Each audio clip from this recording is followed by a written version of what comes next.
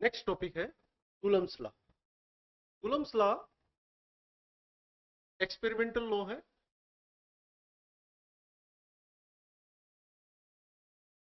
और एप्लीकेबल है two point charges. क्या है कि force of attraction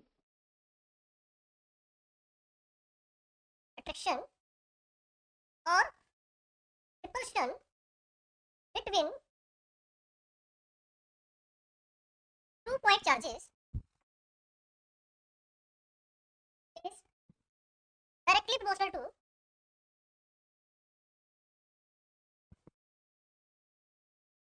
the product of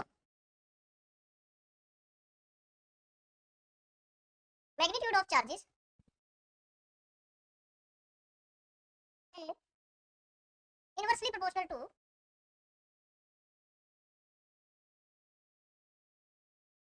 the square of the distance between these 2 point charges.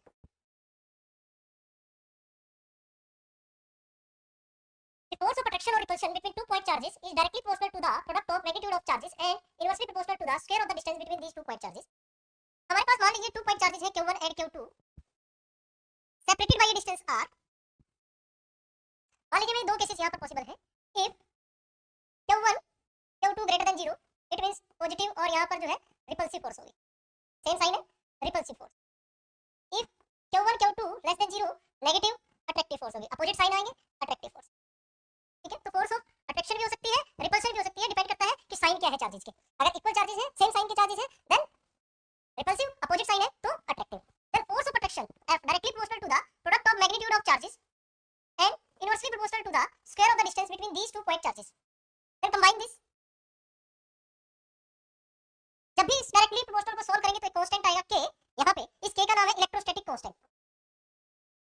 k का नाम क्या है? Electrostatic constant.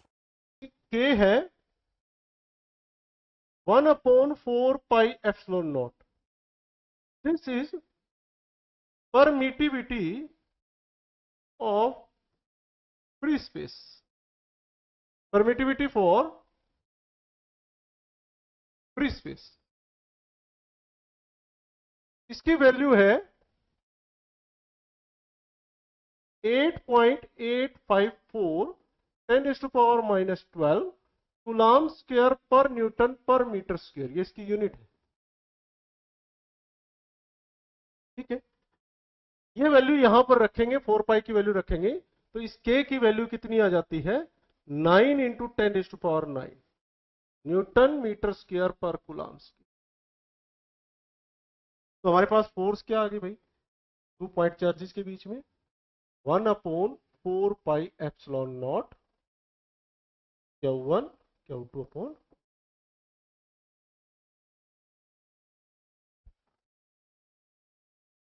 ठीक है.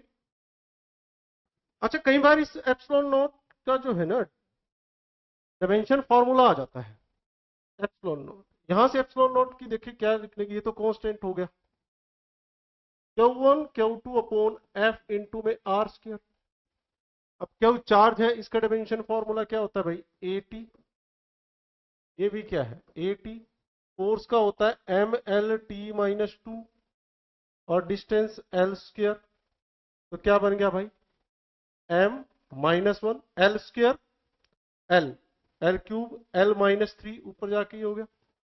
T-2 है, ऊपर जाके क्या हो जाएगा? स्क्वायर. और T स्क्वायर T4 और A ये डायमेंशन फॉर्मूला है एप्सिलॉन. ठीक है. और ये मीडियम, अगर मैं मीडियम की बात करूं,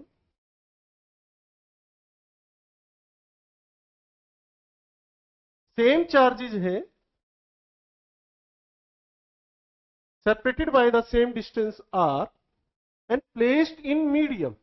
इनको हमने किसी मीडियम के अंदर रख दिया, तब आपके पास जो है फोर्स क्या होगी? F is equal to 1/4 pi epsilon Q1 Q2 upon R square.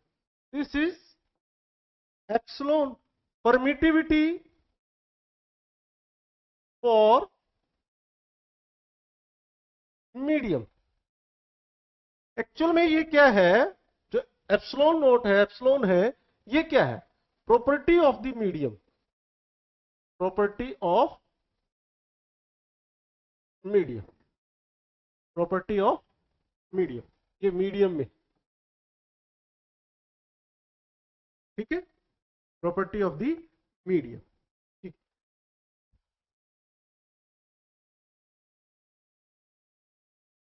ये हमने पढ़ा कि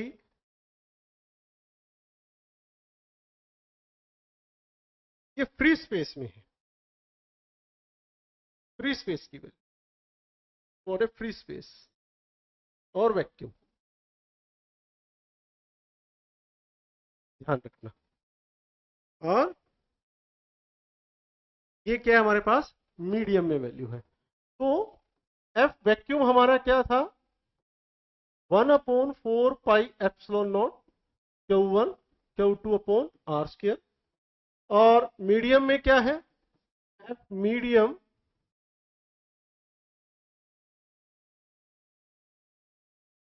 Q1 Q2 upon R square. यहां से Q1 Q2 cancel, R square cancel, 4 पाई कैंसल, क्या बचा, ये ऊपर चला जाएगा एप्सिलॉन बाय एप्सिलॉन नॉट. इस एप्सिलॉन बाय एप्सिलॉन नॉट, इसको बोलते हैं रिलेटिव परमिटिविटी, या नाम दे देते हैं डाइलेक्ट्रिक कांस्टेंट, डाइलेक्ट्रिक कांस्टेंट या relative permittivity. Ratio of the permittivity for the medium to the permittivity for vacuum और फ्री स्पेस, ठीक है, डाइलेक्ट्रिक कांस्टेंट. ठीक है. अब यहां एक चीज आपको ध्यान रखना है, ये क्या है, डायमेंशनलेस, क्या है भाई, डायमेंशनलेस और यूनिटलेस. देखिए एप्सिलॉन बाय एप्सिलॉन नॉट, ठीक है, तो ये क्या हो गया हमारे पास, डायमेंशनलेस है. यहां से आप एक रिजल्ट निकाल सकते हैं कि epsilon is equal to epsilon naught into में एप्सिलॉन आर रिलेटिव परमिटिविटी, या एप्सिलॉन नॉट के डाइलेक्ट्रिक कांस्टेंट, इसको मैं थोड़ा सा के ऐसे, डाइलेक्ट्रिक कांस्टेंट. तो ये जो मीडियम में आपके पास जो फोर्स थी, मीडियम में 1/4 पाई एप्सिलॉन, एप्सिलॉन की वैल्यू क्या रख सकते हो, एप्सिलॉन नॉट और के dielectric constant, Q1 Q2 upon R square.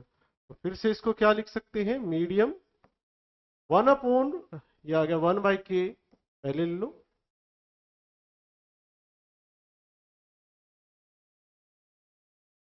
(1/4 pi epsilon naught Q1 Q2 upon R square.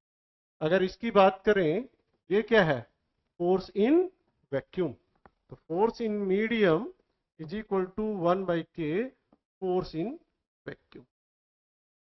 और k की वैल्यू हमेशा याद रखना ग्रेटर देन 1, यानी कि रिलेटिव परमिटिविटी की value greater than 1. It means epsilon is greater than epsilon naught. और water के लिए अगर मैं k की बात करूं, इलेक्ट्रिक कांस्टेंट वाटर के लिए होता है 81, एंड फॉर मेटल के लिए ये हो गया वाटर के लिए, फॉर वाटर, और ये क्या है, मेटल के लिए k की वैल्यू है इंफिनिटी. थोड़ा जस्ट ये वैल्यू याद रखना, ठीक है. चलिए, यानी कि k की वैल्यू ग्रेटर देन 1 है, it means force in medium less than force in vacuum, force in medium less than force in vacuum. Medium में फोर्स जो है 2 पॉइंट चार्जेस, अगर मान लीजिए वो वैक्यूम में रखे हैं, ठीक है, सेपरेटेड बाय डिस्टेंस r, और उन्हीं सेम चार्जेस को सेम डिस्टेंस पर किसी मीडियम में रखा जाए, मान लीजिए वाटर के अंदर रखा गया, तो उसमें फोर्स जो है कम हो जाती है। मीडियम के अंदर रखने से फोर्स क्या हो जाती है भाई, कम हो जाती है। अब इसको थोड़ा सा ऐसे समझ भी लेते हैं कि ऐसा क्यों होता है कि मीडियम में रखते हैं। मान लीजिए ये Q1 और Q2 टू चार्जेस है, ठीक है, separated by a distance r। Medium में रखने पर, जब इनको कोई भी मीडियम है, मान लीजिए वाटर मीडियम है, वाटर के अंदर रख दिया, इसको मीडियम में रख दिया, यहां इसके आसपास क्या होंगे, वाटर मॉलिक्यूल्स होंगे। वाटर मॉलिक्यूल्स में क्या होगा कि वाटर के जो मॉलिक्यूल्स है इस चार्ज की वजह से पोलराइज हो जाएंगे, इधर नेगेटिव चार्ज, अगर ये मान लीजिए पॉजिटिव चार्ज है, positive charge, negative charge, positive charge, negative charge, positive charge, negative charge, negative, positive. इस नेगेटिव चार्ज की वजह से इस चार्ज का इफेक्ट क्या होगा, कम, और पॉजिटिव चार्ज की वजह से चार्ज का इफेक्ट क्या होगा, ज्यादा। ऐसे ही इधर भी होगा, यानी कि इस चार्ज का इफेक्ट कम हो गया, इस चार्ज का भी इफेक्ट क्या हो गया, कम हो गया। और चार्जेस की वैल्यू, इफेक्ट कम हो गया तो इनके बीच में लगने वाली फोर्स भी क्या हो जाती है, कम हो जाती है। ये एक रीजन है, मीडियम में रखने पर चार्ज फोर्स क्या हो जाती है, डिक्रीज हो जाती है। अब एक छोटा सा एग्जांपल ले लेते हैं कि मान लीजिए आपके पास 2 पॉइंट चार्जेस है, ठीक है। What is the force between 2 point charges, small charge pair, या आप ऐसे कह सकते हैं what is the force between 2 small charge pair having charges 3 into 10 raised to power minus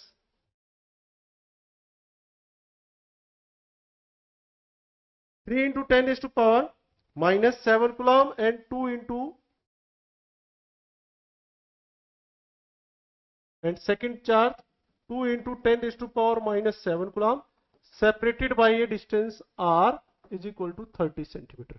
बताइए, 2 चार्जेस है आपके पास, पॉइंट चार्जेस हैं, ठीक है, separated by a distance of 30 centimetre, इनके बीच में लगने वाली फोर्स बताइए, ठीक है। और उसका फोर्स का नेचर भी बताना है आपको, वो अट्रैक्टिव है, रिपल्सिव है, ठीक है। फोर्स निकालने का फॉर्मूला क्या है हमारे पास, K Q1 Q2 upon R square. रखिए वैल्यू, K की वैल्यू कितनी है, 9 into 10 raised to power 9।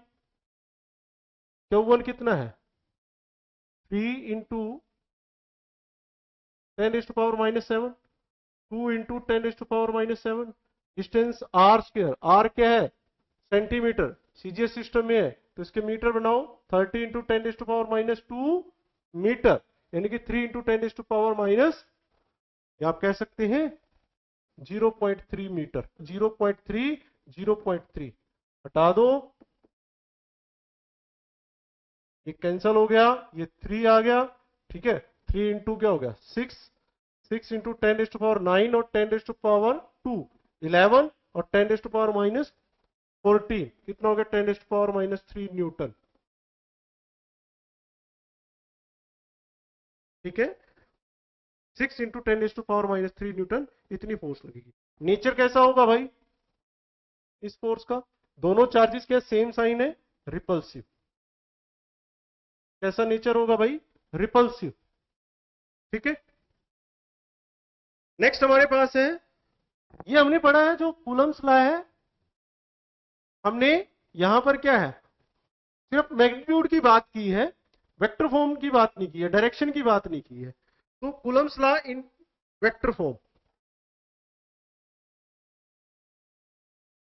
Coulomb's law in vector form, ये हमारे पास चार्जेस है Q1 and Q2, 2 point charges है, separated by a distance r, ठीक है। मान लीजिए मैं ये कहता हूं कि मैंने F12 डिनोट किया है, force on charge 1 due to charge 2, और मैं केस कर रहा हूं भाई Q1 Q2 greater than 0, it means positive, यहां पर लाइक चार्जेस की, like charges. F21 force on charge 2 due to 1, second के ऊपर फोर्स लग रही है, कौन लगा रहा है, 1 लगा रहा है, ठीक है। इधर क्या है, F12 क्या डिनोट कर रहा है? Force on charge 1 due to 2। ठीक है, F12, अच्छा एक यूनिट वेक्टर की बात कर लेते हैं। R12 unit vector 1 2 2, R21 is the unit vector 2 2 1। ठीक है, अब F12 फोर्स निकाल लेते हैं। क्या है भाई? मैग्नीट्यूड क्या है? 1/4 pi epsilon naught Q1 Q2 upon R square. अब डायरेक्शन कहां है? इधर। इधर हमें कौन डायरेक्शन बता रहा है? R21। R21 कौन डायरेक्शन बता रहा है भाई? R21। ठीक है, similarly F21 is equal to 1/4 pi epsilon naught Q1 Q2। Magnitude तो दोनों में क्या रहेगा? सेम। ठीक है, और F21 कहां लग रहा है? इधर। इधर कौन डायरेक्शन यूनिट वेक्टर बता रहा है? R12। किस डायरेक्शन में है? R12। 1 से 2 की तरफ ये फोर्स लग रही है। Since R12 unit vector is equal to minus R21 unit vector. दोनों क्या है? यूनिट वेक्टर, दोनों अपोजिट डायरेक्शन में है। तो आप R21 की जगह क्या रख सकते हो? माइनस R12 रख सकते हो, या यहां पे आप क्या रख सकते हो? R12 की जगह F21 इज इक्वल टू, इसको ही सोल्व कर रहा हूं, 1/4 pi epsilon naught Q1 Q2 upon R square minus R21 minus R21। आ जाइए भाई इधर। F21 is equal to minus 1/4 pi epsilon naught Q1 Q2 upon R square R21 unit vector. अब ये क्या है भाई?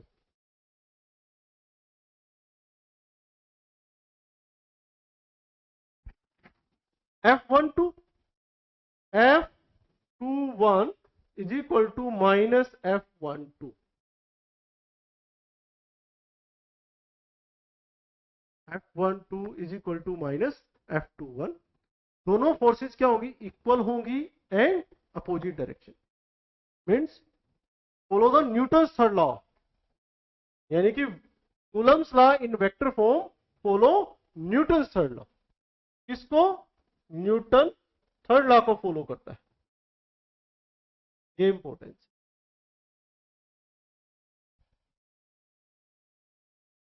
Newton's third law, Coulomb's law in vector form follow Newton's third.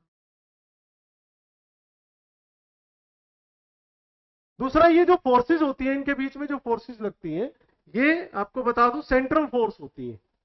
Central force है। कौन सी फोर्स है भैया? Central force.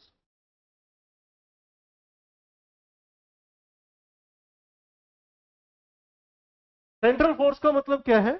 कि 2 पॉइंट चार्जेस के बीच में जो लाइन होगी उसी लाइन के अलोंग लगेगी। इधर भी सेंटर 2 पॉइंट चार्जेस के सेंटर को, बॉडी है, 2 पॉइंट चार्जेस बॉडी है आपके पास, एक बॉडी है एक बॉडी है, इनके सेंटर को मिलाने वाली लाइन के अलोंग ये फोर्सेस लगेंगी। इसको हम सेंट्रल फोर्स बोलते हैं। ठीक है, तीसरा, ये कंजर्वेटिव फोर्स है। क्या है भाई? Conservative force.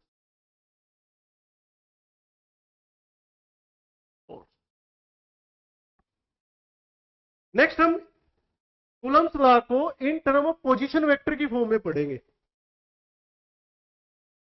2 point charges Q1 and Q2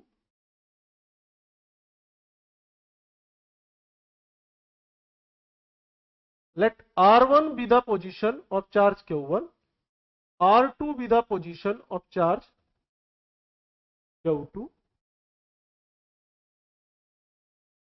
R12 and R21 दोनों मैग्नीट्यूड में क्या है? इक्वल है, यानी कि 1 से 2 का डिस्टेंस, 2 से 1 का डिस्टेंस, दोनों क्या है? इक्वल है। R12 यूनिट वेक्टर है,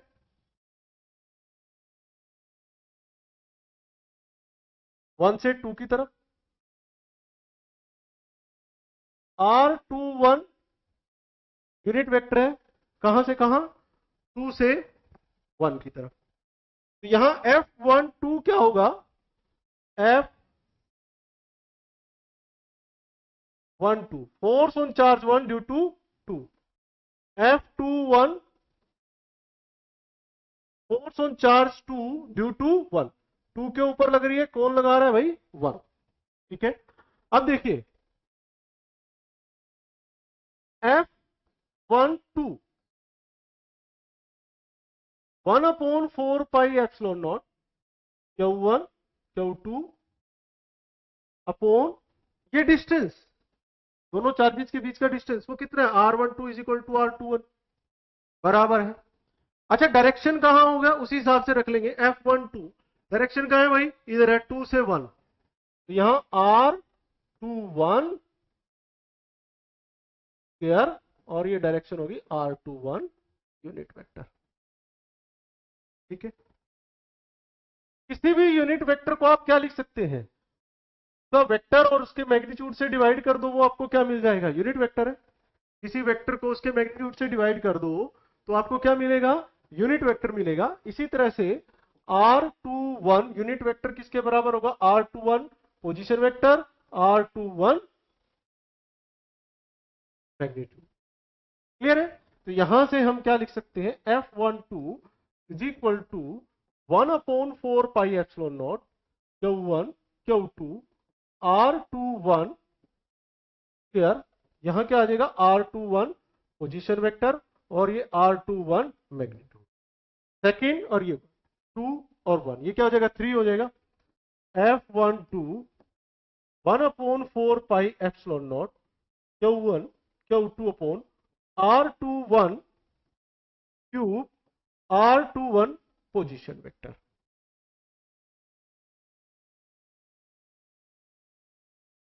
अब मुझे R1 और R2 की फॉर्म में निकालना है। आपको मैं थोड़ा सा ये बता देता हूं कि triangle law of vector addition क्या है, कि अगर आपके पास ये वेक्टर है A, ये वेक्टर है B और ये वेक्टर है C, A B C, तो इन वेक्टर का सम जो है A plus B plus C किसके बराबर होगा भाई, 0 के।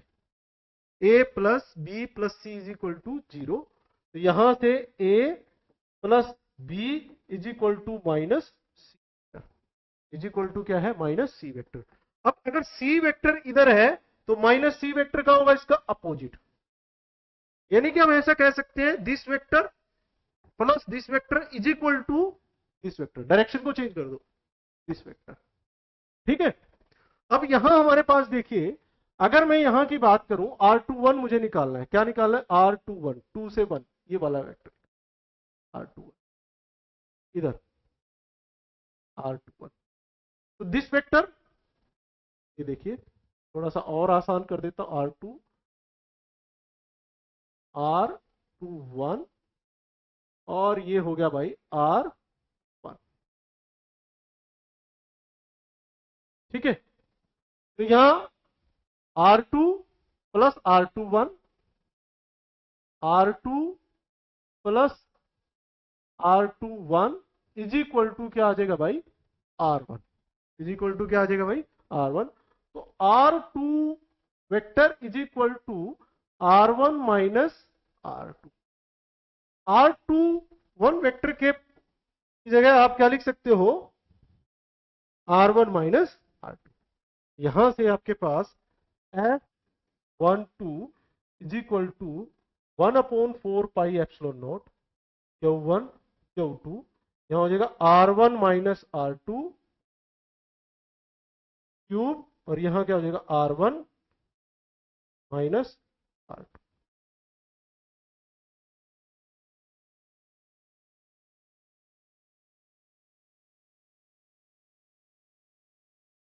ठीक है, यहां याद रखना 1 2 है तो 1 माइनस 2 1 माइनस 2, ये क्यूब है।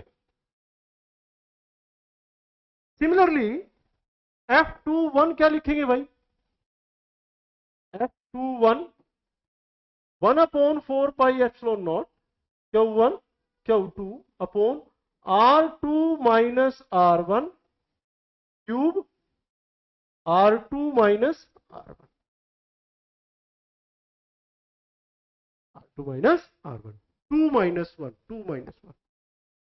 ये हमने क्या निकाल दिया? फोर्स निकाल दी in term of position vector. Two charges हैं, उनकी पोजीशन क्या है? R1 और R2 है। उस फॉर्म में हमने क्या निकाल दिया? ये कूलम्ब्स लॉ निकाल दिया। नेक्स्ट टॉपिक हमारा है superposition principle. Superposition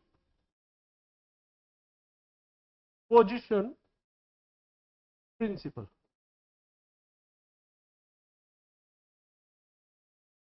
principal of superposition हमें क्या बता रहा है? The total force on a given charge is vector sum of the forces exerted on it due to all other charges.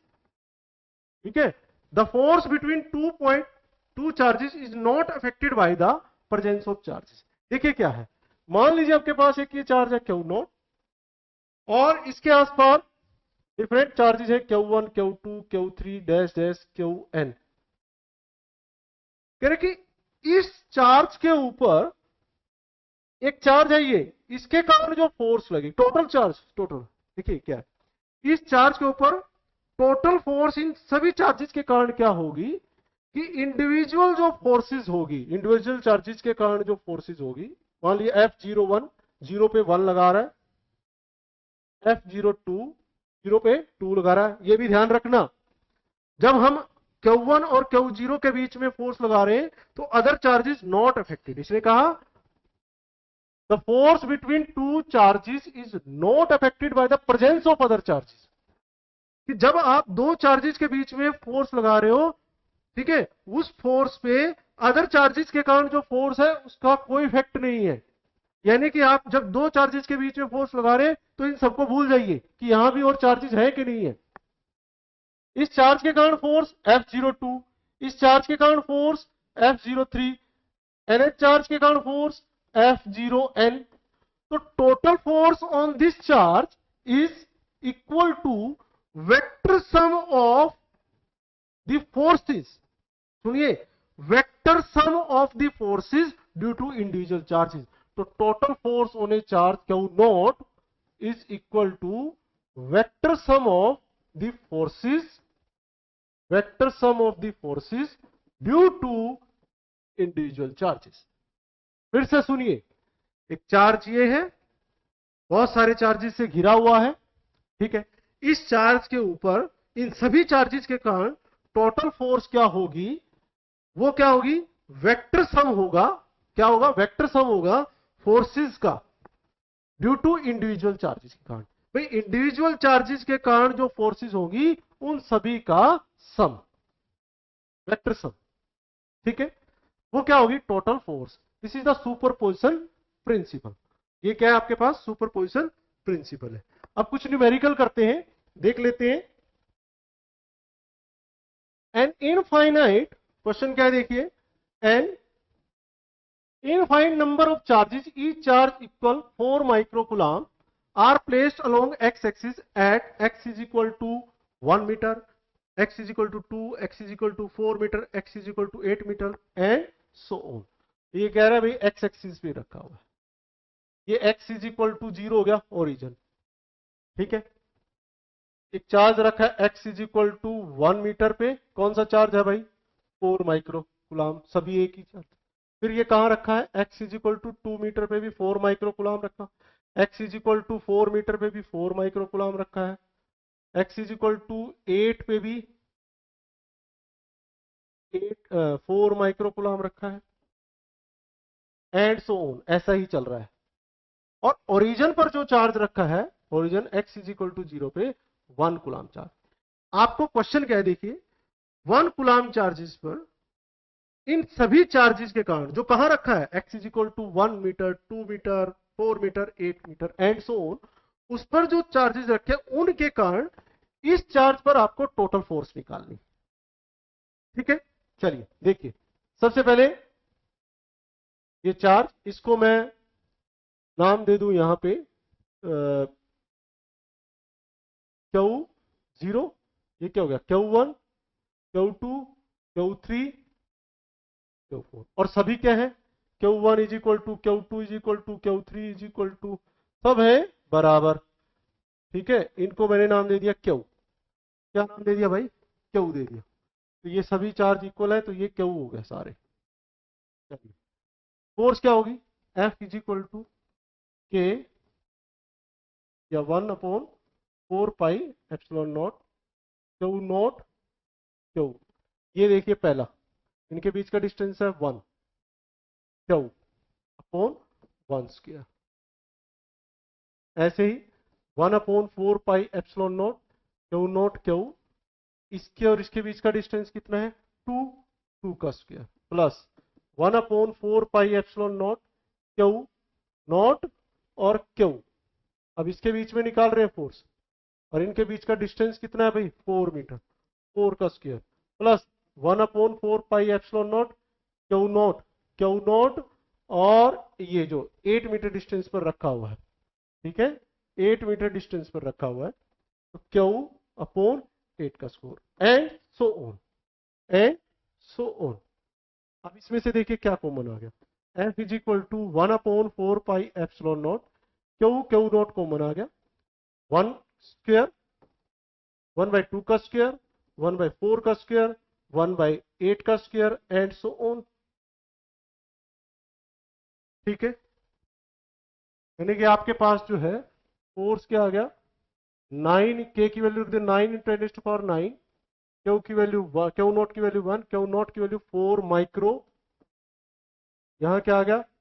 1 का स्क्वायर आ गया 1, 1/2 का स्क्वायर 4, 1/4 का स्क्वायर 16, 1/8 का square 64 and so on. 1/4 pi epsilon not की value रख दी 9 × 10⁹, Q not और ये Q common आ गया, क्यू नॉट और क्यू सभी में कॉमन आ गया। क्यू नॉट की वैल्यू कितनी है? 1 कूलाम और क्यू की वैल्यू कितनी है? 4 माइक्रो कूलाम। और इसको आगे सोल्व कर दिया 1, 1/4, 1/16, 1/64। ठीक है, अब ये क्या है आपके पास? इसको बोलते हैं जीपी। पढ़ा होगा आपने जीपी। यहां फर्स्ट टर्म क्या है? फर्स्ट टर्म है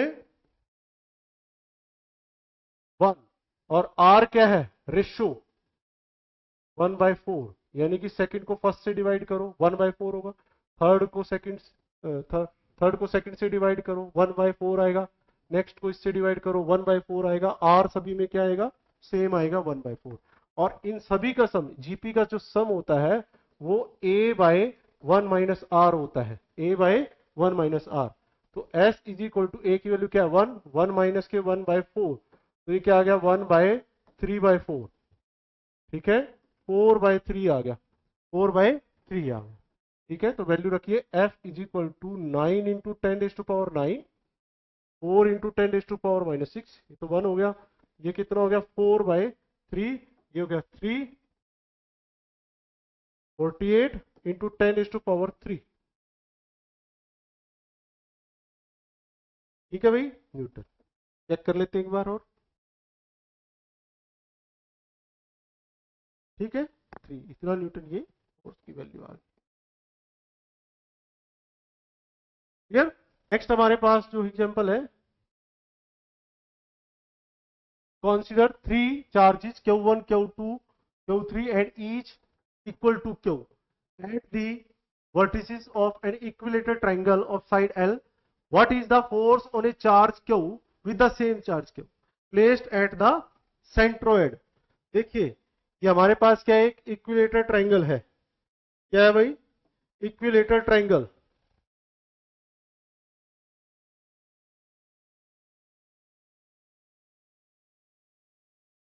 इक्विलेटरल ट्रायंगल है, ठीक है। इस पर चार्ज कितना रखा है? सभी इक्वल चार्ज है, Q1 Q2 Q3 सभी इक्वल है। Q1 is equal to Q, Q2 is equal to Q, Q3 is equal to Q। ठीक है, साइड है, लेंथ कितनी है? L है, इक्वल लेंथ है। सेंटर में क्या रखा है? इसके सेंट्रोइड में एक चार्ज रखा है Q। आपको इस पर फोर्स निकालनी है, इस Q चार्ज पर जो सेंट्रोइड में रखा है फोर्स निकालनी है। इसको नाम दे देते हैं A, ये सेंट्रोइड मान लीजिए, इसको नाम दे दिया मैंने O, ये हो गया B और ये C। ये वाला डिस्टेंस हो गया AO, ये हो गया BO, और ये क्या हो गया CO।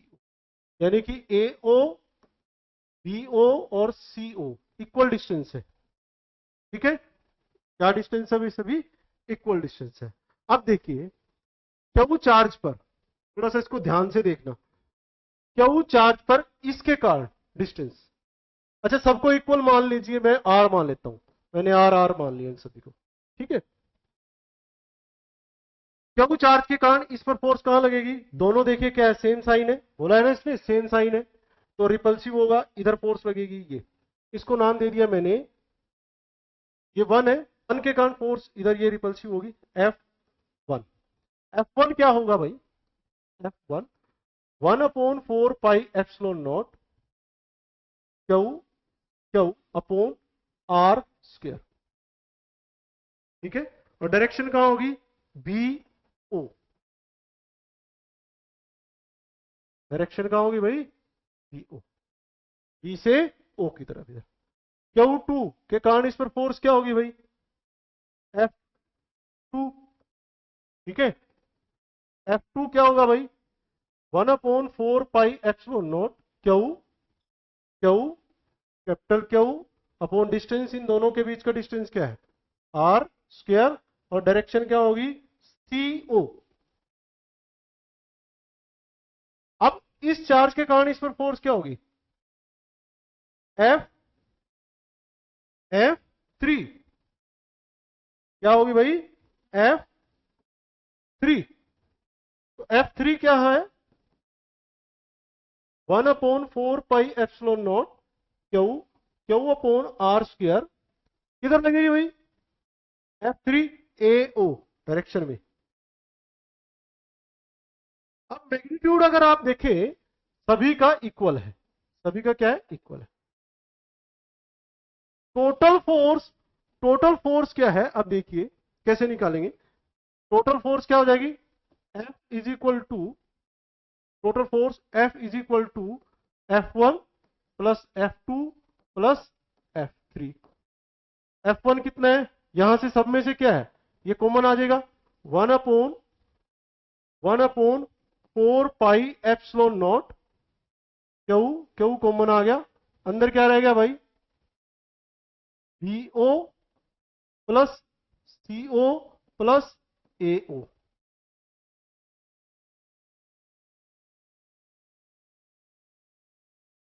ठीक है, अब ये जो यूनिट वेक्टर है इनको सम हमने देखना है, इन यूनिट वेक्टर का हमें सम देखना है।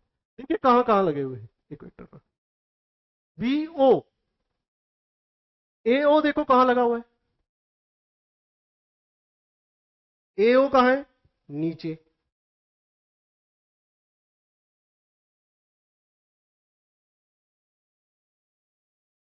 ठीक है, BO कहां लगा है? इधर इस डायरेक्शन में, ये हो गया BO, ये हो गया AO।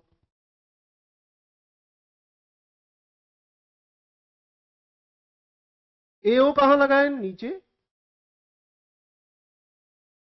BO कहां लगा है? इधर। और CO कहां लगा है? इधर। AO BO और CO, triangle of vector addition से इन सभी का सम क्या होगा भाई? प्लस CO, इन सभी का सम क्या होगा? 0। तो इन सभी का सम क्या होगा भाई? 0। तो नेट फोर्स क्या लगेगी इसके ऊपर? ध्यान रखें, ये मेन है यहां पर। AO कहां है? AO नीचे, AO वेक्टर नीचे, BO ऐसे, CO ऐसे, और ट्राइंगल ऑफ वेक्टर एडिशन से इन सभी का सम क्या होगा? 0। तो इन सभी का सम क्या होगा? 0। तो यहां पर हमारे पास क्या आ गया? 0। नेट फोर्स क्या होगी? सेंट्रोइड पर रखे हुए क्यू चार्ज पर नेट फोर्स क्या होगी भाई? 0 होगी। ठीक है, पानी लेके। Next question, consider the charges Q, Q and minus Q placed at the vertices of an equilateral triangle as shown in figure. What is the force on each charge? What is the force on each charge. आपको प्रत्येक charge पर force निकालनी है। चलिए देखिए, यहां पर जो रखा है ये क्यू चार्ज रखा है, इस पर इस चार्ज के कारण फोर्स क्या लगेगी, इधर लगेगी, यानी कि ये चार्ज इसको रिपेल करेगा। ठीक है, डिस्टेंस अभी का क्या है, एल है, तो यहां पर फोर्स क्या होगी भाई, एफ इज इक्वल टू के Q q upon L square. ठीक है, डायरेक्शन होगी, इसके कारण फोर्स कहां लगेगी भाई, एफ इज इक्वल टू के Q q upon L square. Direction कहां होगी, इधर होगी। अब इस चार्ज पर जो फोर्स है, टू फोर्सेस लगी है, इधर और इधर, मैग्नीट्यूड में दोनों बराबर है भाई, k q square by l square, k q square by l square. ठीक है, k q square by l square, इधर भी क्या है, k q square by l square.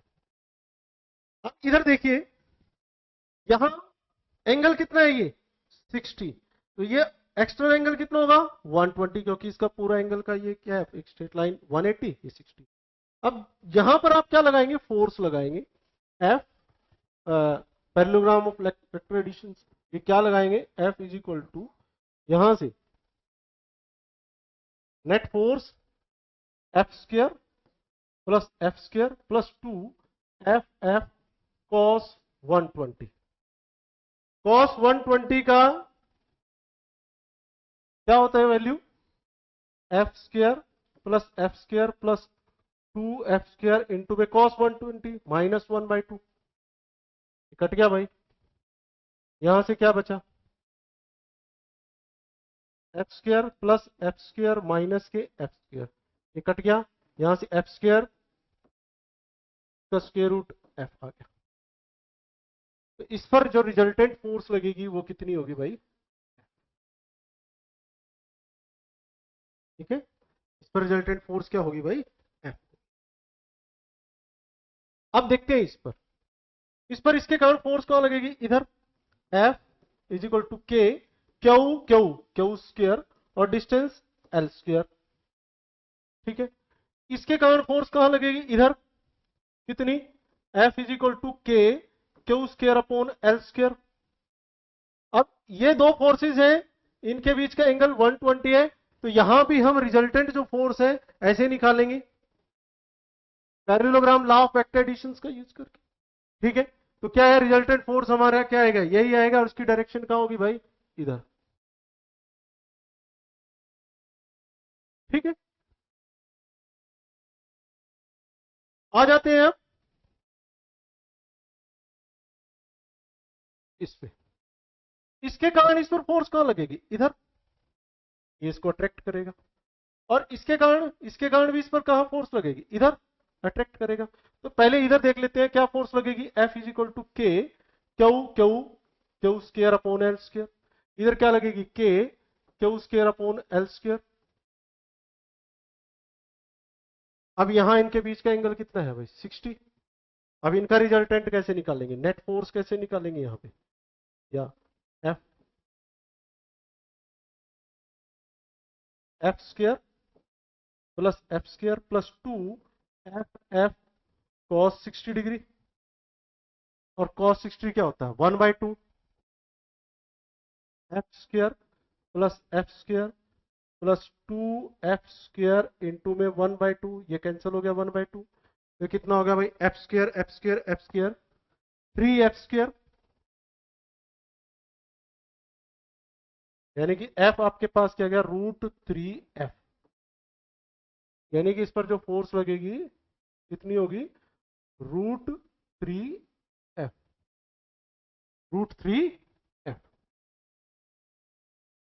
What is the force on each charge निकालना था, तो इस पर फोर्स क्या निकलेगी, एफ, इस पर फोर्स कितनी निकलेगी, एफ, और इस पर फोर्स कितनी लगेगी भाई, अदर टू चार्जेस के कारण √3f, क्या निकलेगी भाई, √3